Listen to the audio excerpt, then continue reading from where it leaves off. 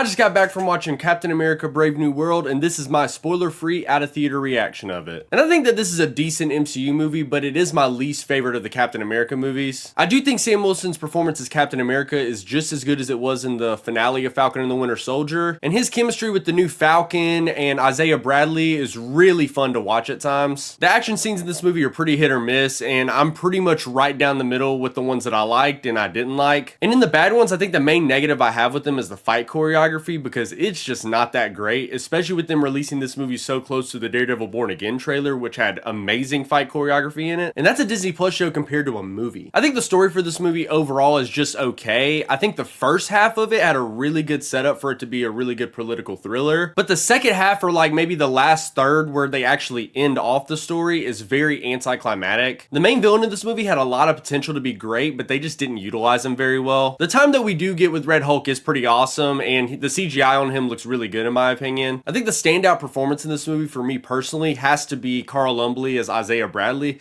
because some of his acting in this movie was actually making me feel something. And I do think if you're an avid moviegoer, you are going to notice the reshoots in this movie, which is disappointing, but to be expected with how many reshoots this movie actually went through. I just think Marvel's first mistake when making this movie was bringing back the creative team from Falcon and the Winter Soldier, because the writing was the worst part of that show. I do want to mention Giancarlo Esposito as Sidewinder, and I actually really liked him in the role, and he kind of plays like an over-the-top, like 90s villain a little bit, just with the way he delivers lines, and I actually wanted to see more of him, and there's an action sequence that involves him that I really liked. I do think this movie has a really weird look to it, because some shots in this movie are good or at least passable, and then there are other ones that just look terrible. Also, for some reason, they could not keep the camera in focus while filming this. Overall, I haven't really finalized my score for this movie yet, but I am leaning between a 3 to a 3.5 out of 5. And that's because, like I said earlier, this is a decent MCU movie, but it is the worst of the Captain America movies, and I think there's a pretty big gap between my 3 and 4 in that ranking. But I will give this movie credit and say that it actually was continuing storylines that were set up in earlier MCU movies in